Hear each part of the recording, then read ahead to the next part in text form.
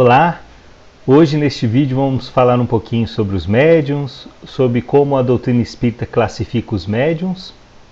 E para quem faz parte do grupo da Caridade André Luiz, que está estudando no nosso grupo de estudo de terça-feira, a gente estará dando sequência ao capítulo 7 do livro Doutrina Espírita para Principiantes.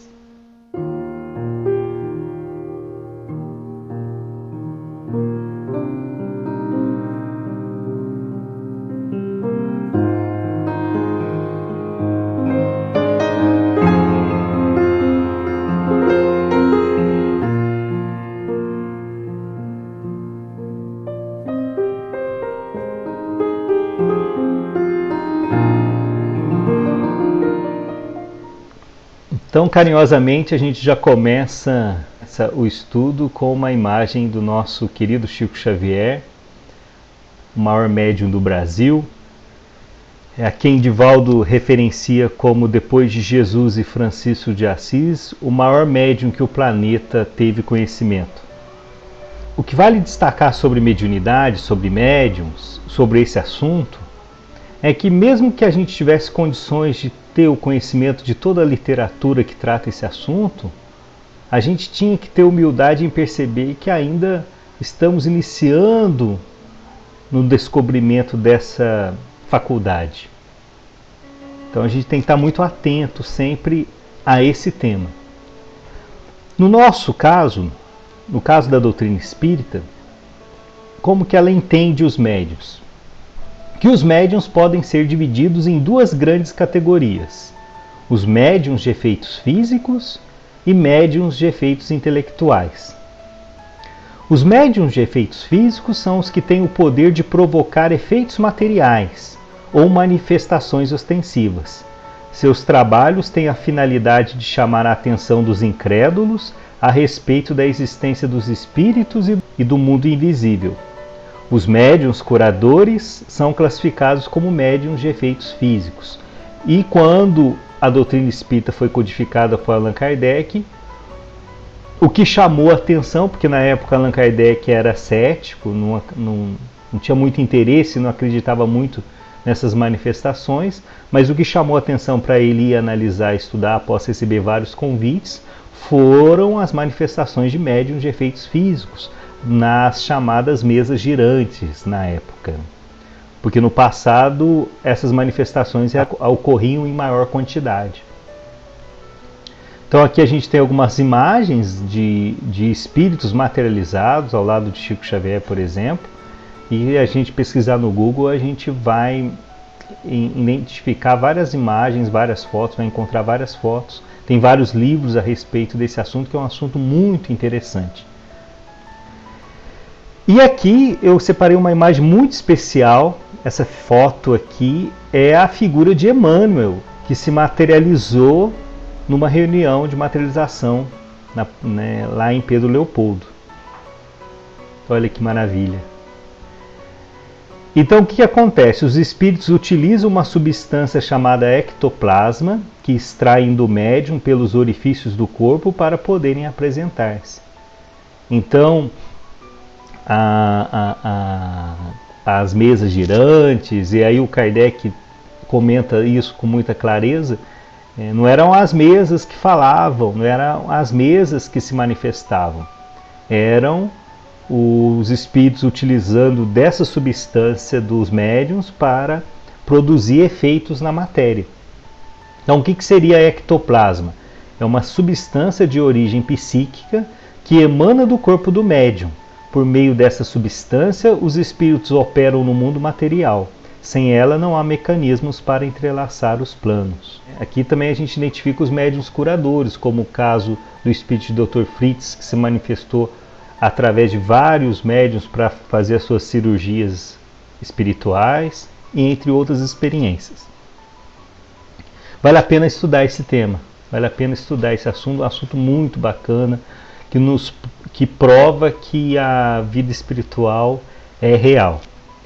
E agora a gente vai falar um pouquinho sobre os médiuns de efeitos intelectuais, mais aptos a receber comunicações inteligentes, e os mais comuns que a gente tem conhecimento são os audientes, os falantes ou de psicofonia, videntes, sonambúlicos e escreventes ou psicógrafos. Inicialmente, os audientes. Estes ouvem a voz dos espíritos, algumas vezes uma voz interior, que se faz ouvir no foro íntimo, outras vezes é uma voz exterior, clara e distinta, qual a de uma pessoa encarnada. Os médiuns de psicofonia ou os falantes, neles o espírito atua sobre os órgãos da palavra. Geralmente se exprime sem ter consciência do que diz, e muitas vezes diz coisas estranhas às suas ideias habituais.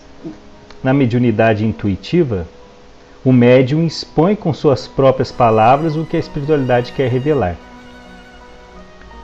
No caso, temos também os videntes. No filme do nosso querido Divaldo, a gente tem vários exemplos dessa manifestação que aconteciam tanto com ele quanto com Chico Xavier. Então mostra, por exemplo, o Chico encontrando com Emmanuel no filme do Chico Xavier, mostra o Divaldo encontrando com a Joana de Anjos no filme do Divaldo. Então são médiuns dotados da faculdade de ver os espíritos. Tanto veem com os olhos fechados como com os olhos abertos. O Divaldo comenta de uma forma muito curiosa que quando manifesta essa mediunidade, chega a pontos em que você não tem dificuldade de identificar, a não ser quando você já está acostumado e já começa a entender melhor, mas no início você tem dificuldade de perceber quem está encarnado e quem está desencarnado. No filme do Divaldo, no início, quando a sua avó aparece, é uma boa ilustração dessa situação. Temos então os médiuns sonambúlicos, que agem sob a influência do seu próprio ser, e é a sua alma que nos momentos de emancipação vê, ouve e percebe fora dos limites dos sentidos. Muitos sonâmbulos veem perfeitamente os espíritos e os descreve com tanta precisão como os videntes. A gente tem vários médiuns que, inclusive, durante o desdobramento pelo sono fisiológico, vivenciam experiências maravilhosas. Eu tenho um episódio muito particular na minha casa. Minha mãe, quando meus avós desencarnaram, os dois, cada um no seu período, foram até a minha mãe no momento, enquanto ela dormia, para se despedir dela. Um momento extremamente emocionante. E temos os médiuns psicógrafos, quais a gente aqui também identifica, em especial, nosso querido Chico e nosso querido Divaldo. E é claro que eles não tinham só essas faculdades mediúnicas. Chico Xavier era, praticamente aos nossos olhos, o médium completo, e Divaldo também. Mas, obviamente, o trabalho de psicografia deles era algo que chamava muita atenção. São os que têm a faculdade de escrever sob a influência dos espíritos. Dividem em 3 classes esses médiuns.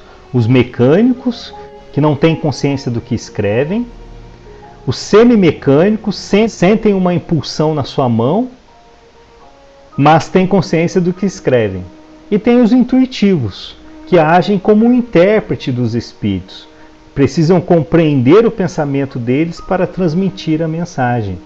E nessa imagem eu apresento uma psicografia especular, uma das mais fascinantes que existem, que o médium escreve uma mensagem de trás para frente, ou seja, você só consegue ler, se apresentar a mensagem de frente a um espelho, e nesse caso aqui está escrevendo num idioma em que o médium não tem conhecimento.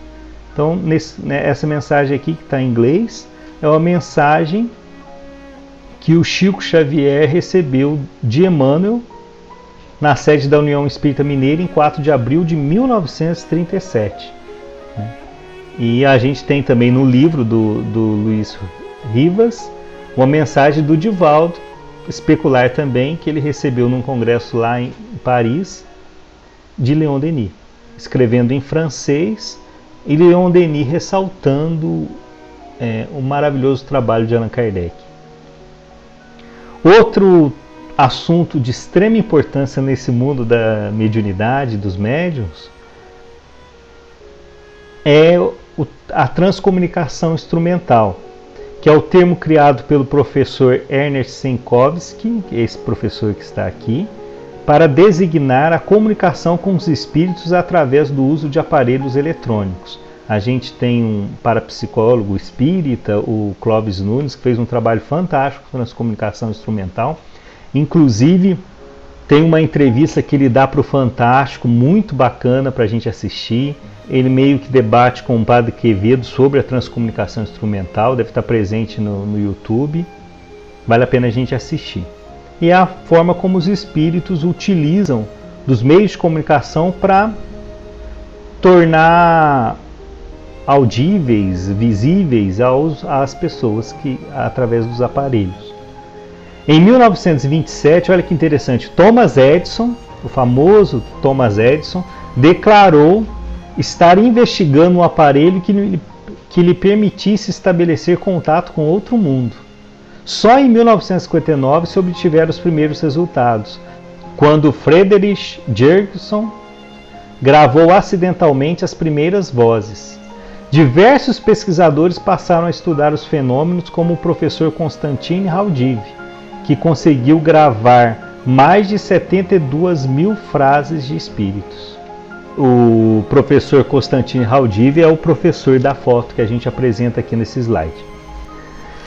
E uma questão na história que chama muita atenção, que vale a pena a gente refletir,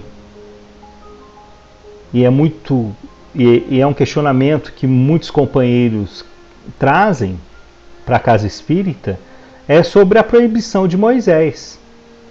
Porque Moisés proibiu o diálogo com os mortos na sua época. A proibição de Moisés serviu como argumento para muitos condenarem a prática mediúnica, inclusive para condenar a doutrina espírita. Mas nota que interessante que se a comunicação foi proibida, é porque ela era possível. Né? Isso é um caso que vale a pena notar. Agora, destacamos também o seguinte, o legislador hebreu queria que o seu povo abandonasse todos os costumes adquiridos no Egito, onde as evocações estavam em uso e facilitavam os abusos. O intercâmbio era grosseiro e prejudicial. Tinham por fim a adivinhação, comércio, práticas de magia, etc. Por toda essa situação, a gente percebe que foi sensato o ato de Moisés. Existiam razões sérias para com isso. Inclusive, no trabalho espírita, esse é um trabalho que a gente tem que tratar com muita responsabilidade. A reunião não pode ser aberta para qualquer um, tem que ter um certo preparo, porque senão haverá extremamente abusos e o trabalho não beneficiará ninguém, muito pelo contrário, porque os espíritos zombetelhos e aqueles que querem destruir o trabalho aproveitarão das nossas falhas morais, das nossas vaidades, dos nossos orgulhos, para utilizarem isso e derrubar o trabalho. Quantos espíritos atrasados encaminham mensagens para o médium como se eles fossem mentores? E o médium cai, pela vaidade que ele carrega, acharem que são superiores aos outros, por acharem que tem um mentor muito importante, e às vezes é um espírito que está brincando com ele, o médium cai nessa e acaba fazendo um estrago. Então a proibição de Moisés é algo válida, foi válida, a proibição de Moisés foi válida e é algo que a gente precisa refletir. Agora vale destacar que o próprio Moisés, 1400 anos depois, se apresentaria ao lado de Jesus no Monte Tabor, junto com Elias. Então é notório perceber que a proibição de Moisés era para em algumas circunstâncias, porque senão ele não ia aparecer do lado de Jesus. Senão ele estaria sendo contraditório com o que ele defendeu. Então a gente precisa refletir com calma todos os procedimentos. Né? Analisar com fé raciocinada, que é isso que a doutrina defende. E por fim, eu gostaria de deixar essa mensagem do Livro dos Médiuns, que diz o seguinte: escutai essa voz interior, esse bom gênio que incessantemente vos fala, e chegareis progressivamente a ouvir o vosso anjo guardião, que do alto dos céus vos estende as mãos. Repito, a voz íntima que fala ao coração é a dos bons espíritos, e é deste ponto de vista que todos os homens são médiuns. Que assim seja.